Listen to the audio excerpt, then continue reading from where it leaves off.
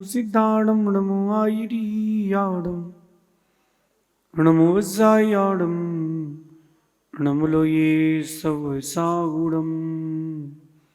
पंच परमेष्टि भगवंतों की, गणाचार्य भगवान विराग सागर जी महामंडराज की, पट्टाचार्य भगवान गुरुवर विशुद्ध सागर जी महाराज की,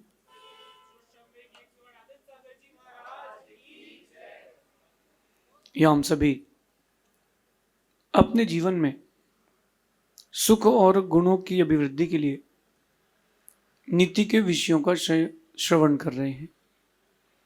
नीतिकार हमें सिखाते हैं कि हम अपनी रक्षा करते हैं, दूसरों की रक्षा करते हैं, हम अपनी उन्नति सोचते हैं, लेकिन कभी हम दूसरों की उन्नति नहीं सोचते। इसलिए हमारी उन्नति में गियर नहीं लगता। आप लोगों ने साइकिल चलाई होगी, गाड़ी चलाई होगी,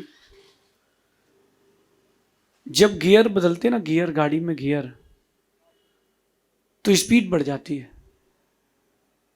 जब व्यक्ति गाड़ी का गियर बदलता है तो उसकी स्पीड बढ़ जाती है। ऐसे ही लाइफ में जब आप किसी का सहयोग करते हैं तो आपकी स्पीड बढ़ जाती है, इफिशियंसी की, प्रॉफिट की, खुशी की, मित्रों की, हर चीज की स्पीड बढ़ जाती है। आज की नीति में समझा रहे हैं कि सहयोग करना सीखें, अच्छे काम में अच्छे लोगों का सहयोग करना सीखें। आपकी जिंदगी तो जैसी मिली है वैसी चली जाएगी, और अगर आपने किसी के लिए अच्छे कार्य में सहयोग कर दिया तो आपके कारण उसकी जिंदगी संवर जाएगी। ये मेरा विश्वास है और आपका अनुभव भी होगा। कभी विपरीत परिस्थिति में किसी ने आपकी मदद की हो, आप उस व्यक्ति का नाम नहीं भूलते, उसका चेहरा नहीं भूलते। मैंने एक अभी लेटेस्ट में कहानी, जो दृष्टांत वाक्य देखा सुना, बहुत मुझे लगा कि निस्वार्थ सहयोग करना चाहिए व्यक्ति को। मुंबई के लोकल ट्रेन के प्लेटफॉर्म पे एक 60 साल का आदमी परेशान व्यथित बैठा था। एक जैन बंधु उसके बगल में गया और कहता है कि बाबूजी आप परेशान से लग रहे हैं, क्या बात है? ये जैनों की क्वालिटी रही है, वो दूसरों की बिना किसी कारण भी मदद कर देते रहे, चाहे वो टोडरमल जी हो या कोई और हो। उन्होंने कहा आपको जरूरत है, मैं तो आपके साथ हूं, चाहे भामाशाह क्यों ना हो। तो वो गया और कहता है कि आपको मैं आपकी क्या मदद कर सकता हूं, बताइए। जिसने बोला था कि मैं क्या मदद कर सकता हूं, वो स्वयं बहुत परेशान था। उसके पास भी इतनी कोई व्यवस्थाएं नहीं थी कि वो किसी की मदद कर पाए। इवन दो अगर 5,000 रुपये भी वो महीने के बचा ले तो उसके लिए बहुत बड़ी बात थी। अब उसने बोल तो दिया कि मैं अभी क्या मदद कर सकता हूँ। वो वृद्ध बोलता है कि मेरा एक्चुअली बैग चोरी हो गया, उसमें मेरा पैसा था, फ़ोन था, अब मेरे पास एक भी नंबर याद नहीं है किसी का, और मुझे अपने घर तक जाना है। मेरा घर यहाँ से 60 किलोमीटर दूर है, मेरे पास कोई साधन नहीं है जाने का, ना पैसे हैं। तो उसने कहा आप मुझसे पैसे ले लीजिए, कितने चाहिए? उसने कहा कि 5,000 रुपये चाहिए। उसने कहा ठीक है। वो सोचता है कि अपन तो वैसी गरीबी में जी रहे हैं, अपने पास तो वैसे ही कुछ नहीं, तो 5,000 और कम सही, हो सकता है इसका काम बन जाए आदमी का। उसने उसकी अवस्था देख करके मदद करी। उसको समझ में आ गया था कि ये चेहरे से गरीब नहीं है ये आदमी। उसने उसकी मदद कर दी, और जिस उस वृद्ध की मदद करी, उस वृद्ध ने कहा कि आपका नंबर दे दीजिए। उसने नंबर दे दिया और बात खत्म हो गई। 3 दिन बाद उसका फोन आता है, भाई साहब आप कहाँ हैं? बोले भाई साहब मैं अपने घर में हूँ।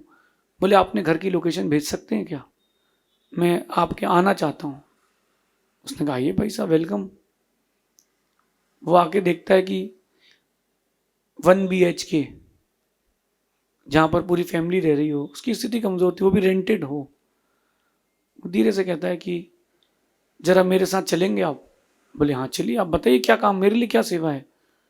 बोले आप अभी बिजी तो नहीं? बोले वो सब हो जाएगा, मेरे पास बोले टाइम ही टाइम है, कोई काम ही नहीं है। अभी मैं बेरोजगार हूँ, बेटा कमाता है उससे मैं खाता हूँ, मेरे पास कोई काम नहीं बचा, मैंने बहुत ट्राई किया बट बिजनेस में लॉस ही लॉस लग रहा है। वो साथ में गया और कहता है कि भाई साहब क्या मेरे पार्टनर बन जाओगे? बोले क्यों? बोले मुझे इतना समझ में आ गया कि तुम दान देते हो, दूसरों का सहयोग करते हो, उसका मतलब तुम्हारा भाग्य बहुत तेज होने वाला है, तो क्या मेरा सहयोग करोगे? उसने कहा बताइए। बोले क्या मेरे पार्टनर बनोगे? उसने कहा साहब हाथ जोड़े, शाम की रोटी की व्यवस्था नहीं, मैं आपका पार्टनर क्या बनूंगा? बोले कुछ नहीं करना, तुमको मेरे साथ गाड़ी में बैठ के बस चलना है जहां मैं जाऊंगा, पार्टनर हो तुम 5% के आज से। उसने कहा यस सर, जैसा बोले सर आप बताइए सर। बैठे बिठाए कोई पार्टनर बना रहे, और उसने कहा ये आपके 5,000 रुपये। तो बोले सर ये 5,000 रुपये हमारा आप टोकन रख लीजिए बिजनेस में। वो ले गया उसको कहां पर? डायरेक्ट होम मिनिस्टर के पास। वहां डील हुई गवर्नमेंट की। वो जो आदमी ले गया था उसके पास मुंबई में 1400 एकड़ जमीन थी, जहां मुंबई में जमीन से 100 फीट 200 फीट ऊपर की जमीन भी हजारों लाखों रुपए स्क्वायर फीट का हवा बिक रही है, आकाश बिक रहा है, वहां उसकी पर्सनल 1400 एकड़ जमीन। वो आदमी मुझे आके बताता है, बोलता महाराज मैंने 5,000 रुपए की मदद की, मेरी तो 3-4 पीढ़ी सुलझ गई, मेरी 3-4 पीढ़ी की व्यवस्था हो गई महाराज जी। अगर मैंने उस समय उसकी मदद नहीं की होती तो आज शायद मैं इस पोजीशन पे भी ना होता। एक छोटा सा दृष्टांत मैं आपको सुना रहा हूं, ज्यादा दिन पुराना नहीं है, अभी का ही है। आप इस दृष्टांत को जीवन के एक दृष्टांत बनाएं, किसी की मदद करना भी सीखें, किसी के काम आना भी सीखें, खुद को खोकर के नहीं, खुद को खोकर के नहीं, लेकिन किसी के काम आना भी सीखें। अगर आप किसी के सहयोग में, किसी के काम में अगर आप सहयोग कर रहे हैं, तो मेरा मानना है कि पंचम काल में आपसे अच्छा कोई आदमी नहीं है। आज तो जमाना ठगी का है, धोखाधड़ी का है, झूठ बोलने का है। आज का जमाना तो कैसे अपन पैसा बना ले, किसको ठग ले, किसको लूट ले, इसका जमाना चल रहा है। स्वार्थ के जमाना है, भाई भाई को नहीं देख पा रहा अच्छी आंखों से। पैसा बढ़ जाए तो रिश्तेदार रिश्तेदार बन जाते हैं, लॉस लग जाए तो हम आपके हैं कौन? लॉस लग जाए तो हम आपके हैं कौन, और प्रॉफिट हो जाए तो हम साथ साथ हैं। बड़ा चेंज आ गया है पंचम काल में लोगों के अंदर। इसलिए मैं कह रहा हूं कि सहयोग करना भी सीखें, लेकिन वो सहयोग निस्वार्थ हो, वो सहयोग बिना किसी अपेक्षा, बिना किसी उम्मीदों के हो कि वो भी मेरा सहयोग करेगा मैं भी उसका सहयोग करूं, ये कोई उम्मीदें ना हो, बस सहयोग हो, सिर्फ सहयोग हो, सिर्फ आपका उसके प्रति सहयोग का भाव हो, रिटर्न का भाव ना हो। क्योंकि जब आपने रिटर्न की भावना लाए हो कि सहयोग के बाद, तो इसका मतलब साफ है वो सहयोग नहीं, वो बिजनेस है। क्या है वो? बिजनेस है। सब्जी वाले के पास जाते हो, 100 का नोट देते हो, 100 रुपए की सब्जी ले आते हो, आपने सब्जी वाले का सहयोग किया है। एक ऑटो वाले को आपने किया हो, 200 रुपये दियो, आपको यहाँ तक छोड़ गया मेरे पास, तो आपने उसको 200 रुपये दे के सहयोग किया है, आपने बिजनेस किया है, आपने अपना काम निकाला है। सहयोग तो वो होता है कि फिर कोई मतलब ही नहीं है, काम खत्म, पीछे मुड़ के देखना ही नहीं। जो नाम की चाह रखे वो काम नहीं है, वो तो स्वार्थ है। मैं कहता हूं कि कई लोग कहते हैं कि हम व्यस्त हैं, सहयोग नहीं कर पाते, हमारे पास टाइम नहीं है, हम सहयोग नहीं कर पाते। अरे मैं कहता हूं व्यस्त रहो ना, कौन मना कर रहा है? व्यस्त रहना बुरा नहीं है, मगर अपना काम छोड़ करके या अपने काम में से, अपने बिजी शेड्यूल में से थोड़ा सा समय निकाल करके किसी का सहयोग दे दोगे, किसी को सहयोग कर दोगे, तो तुम्हारा क्या चला जाएगा? तुम्हारा क्या चला जाएगा? तुम्हारा वक्त गया है, लेकिन किसी का वक्त भी तो बन सकता है। मैंने 2-3 लोगों को देखा, उनकी निस्वार्थ भावना देखी, और मैं बड़ा अभिभूत रहा उनकी निस्वार्थ भावना से। उनकी निस्वार्थ भावना देख करके मुझे लगा कि हाँ, इंसानियत है। देखो आप आजकल ये हो रहा है जो व्हाट्सअप में, फेसबुक में, इंस्टाग्राम में आती रील्स, एक व्यक्ति किसी को गोली मार रहा है और दूसरा खड़े होकर रील बना रहा है। उसने तलवार निकाल करके उसके शरीर को गोद दिया और दूसरा पड़ोसी खड़े होकर वीडियो बना रहा है। क्यों? हम अपने इंस्टाग्राम में अपलोड करेंगे, प्रूफ के लिए नहीं। उसकी भावना है कि अरे बाप रे, क्या रिकॉर्ड कर लो। अरे भाई, रिकॉर्ड कर रहे तुम बचा नहीं पाए। आपने डिस्कवरी चैनल में देखा होगा, वो रिकॉर्ड करते एक शेर दौड़ के गया, उसने हिरन का शिकार कर लिया, ज़ेब्रा का शिकार कर लिया। जो फोटो खींच रहा था वो बचा भी तो सकता था। ये सहयोग की भावना है। मेरे सामने एक दृश्य हुआ जब मैं बिजनेस करता था। घर के बाजू में गली थी और उस गली में दो बैल लड़ रहे थे। दोनों बैल अच्छे सशक्त थे और वो बैल लड़ रहे थे। इस बीच में क्या हुआ, छुट्टी का दिन था, ट्यूसडे का दिन था, मार्केट बंद था। तो हर दुकान के बाहर एक वो सेकेंड हैंड कपड़े नहीं होते जो बर्तन देके एक्सचेंज करते हैं जैन लोग, वो उसकी दुकान लगी थी। और कोई बच्चा अपनी नानी के यहाँ आया था। वो बच्चा खेलते खेलते खेलते खेलते किसी ने ध्यान नहीं दिया, गलियों में पहुंच गया, उसी गली में पहुंच गया। उस गली में वो बच्चा पहुंच गया और दोनों बैल लड़ रहे थे। एकदम से दोनों बैलों के वो बीच में आ गया। दोनों बैलों के बीच में वो बच्चा आ गया। उसकी परिस्थिति देखना, एक बैल ने उसको छाला और दूसरा बैल उसके ऊपर से 3-4 बार पैर रख के निकल गया। छोटा सा बच्चा था, मेरे ख्याल से 4 साल का होगा।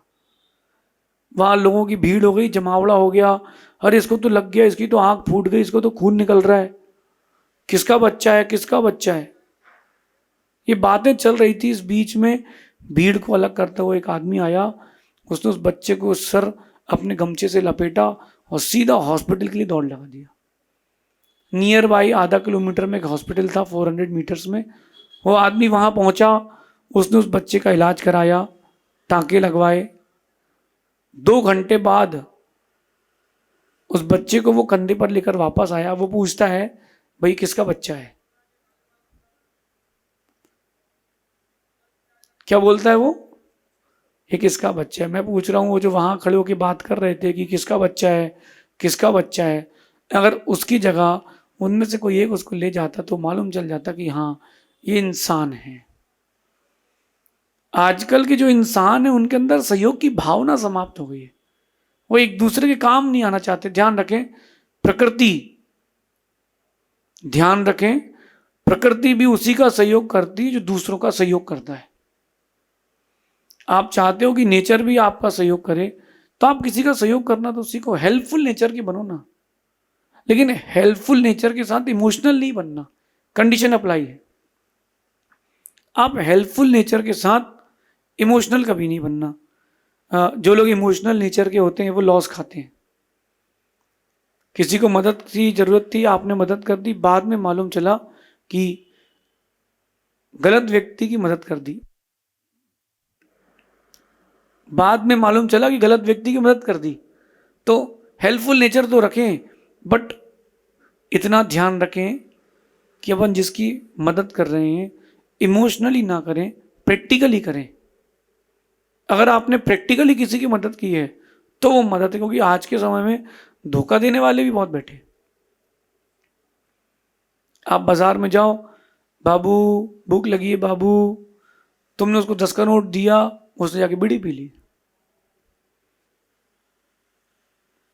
आपने उसको बोले भैया भूख लगी है, कुछ खिलाया, बोले कुछ खाना है, तो सामने वाले क्या से खिलाने खाने के लिए बोल दिया आपने, उसने उससे पैसे ले लिए, उसने शराब पी ली।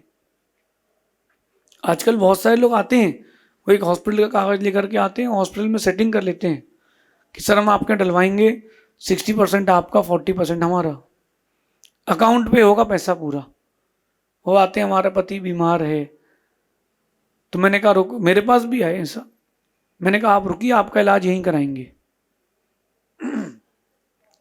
मैंने कहा आपका इलाज हम यहीं कराएंगे, इनको हॉस्पिटल लेके जाओ। वो नहीं गए। मैं इमोशनल नहीं था, मैं प्रैक्टिकल था। मैंने कहा आप चलिए इनका इलाज कराइए, हॉस्पिटल ले जाइए। अपन जैन, एक जैन होकर के अपन किसी की जान नहीं बचा सकते क्या? इसका पूरा इलाज अपन कराएंगे। वो बोले नहीं, इस हॉस्पिटल में नहीं, हम तो उसी हॉस्पिटल में कराएंगे, हमारे गांव के ही। मैंने कहा भाई मैं समझ गया, आप जाइए, नहीं तो खर्चा तुम्हारा और बढ़ जाएगा अभी। क्योंकि वो सेटिंग करके आए थे ना। जिसको इलाज कराना होता है ना, वो हर कंडीशन में हाँ बोल देता है। तो सहयोग तो करें, बट जांच के, परख के, देख के, सोच के, समझ के। कहीं ऐसा नहीं हो जाए कि अपन सहयोग करने की जगह चोट खा लें। जैन आगम में कथा आती है, एक सेठ के पास एक आदमी आया, बोले सेठ जी साहब रस्सी दे दीजिए, सेठ साहब रस्सी दे दीजिए, रस्सी चाहिए। तो उन्होंने कहा तू अंदर चला जा, तेरे को जो रस्सी चाहिए तो ले जा। बढ़िया उसने रस्सी छांटी और उस रस्सी से उसने मछली को पकड़ने का जाल बना लिया। मछली को पकड़ने का जाल बनाया। जैसे जैसे वो मछलियों का जाल बनाता गया और मछलियां पकड़ता गया, सेठ गरीब होता गया। क्योंकि उसका धन किस पर्पस में गया? मछली को पकड़ने के पर्पस में गया ना। सेठ की भावना नहीं थी ये, लेकिन सेठ ने भावुकता में दे दिया। अरे अपने को एक बिंडल रस्सी से क्या फर्क पड़ता है? नहीं, पूछो। आप किसी का सहयोग करते हो तो जांचो आपके सहयोग का दुरुपयोग तो नहीं हो रहा है। और झूठ बोल करके कोई अगर आपसे सहयोग ले रहा हो, कभी मत देना।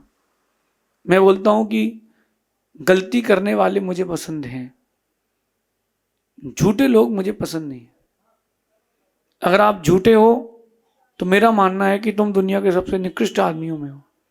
झूठ नहीं बोलना, सहयोग करना। कोई आपके काम तभी आएगा जब आप किसी के काम आएंगे। आप कितने लोगों के काम आ चुके हैं, सोचिए, आपके काम भी उतने ही लोग आएंगे। बचपन में अपन ने कहानी पढ़ी थी चूहे की और शेर की, याद हो किसी को? छोटा सा चूहा शेर के बिल में चला गया और शेर की नींद टूटी तो शेर ने उसको पंजे में पकड़ लिया। चूहा कहता है छोड़ दो साहब, छोड़ दो, काम आऊंगा, छोड़ दीजिए, मैं आपके काम आऊंगा। शेर कहता तो इतना सा चूहा क्या मेरे काम आएगा? बोले आप विश्वास मानिए, मैं आपके काम आऊंगा, छोड़ दीजिए। यद्यपि ये कहानी है, काल्पनिक है, लेकिन इसका मॉरल क्या है, इसकी शिक्षा क्या है, वो देखिए। एक दिन शिकारी ने शेर को पकड़ लिया और शिकारियों ने शेर को जाल में बांध के किनारे रख दिया कि खाना खा ले, फिर अपन चलते हैं, इसको पिंजरे में डालेंगे। इतने में वो चूहा आके जाल काट के निकल जाता है और शेर भाग जाता है। मेरे ख्याल से कहानी सभी ने सुनी होगी। शेर चूहे के काम आया तो चूहा भी शेर के काम आया। कौन कब किसके काम आएगा पता नहीं। आप किसी का सहयोग करेंगे तो ही आपका लोग सहयोग करेंगे। प्रकृति भी उनका सहयोग करती है जो दूसरों का सहयोग करते हैं। हम दूसरों के सहयोग करता बने। कुछ ना हो पाए तो कम से कम इतना तो कर दें कि किसी के जीवन के लिए रक्षा कर दें। आप सभी इस सहयोगात्मक नीति को जीवन में उतारना। व्यस्त रहना बुरा नहीं है, लेकिन अपने समय में से कुछ समय निकाल करके दूसरों की मदद करना ये और भी अच्छा है, ऐसा समझना। शेष आगे देखेंगे। भगवान महावीर स्वामी की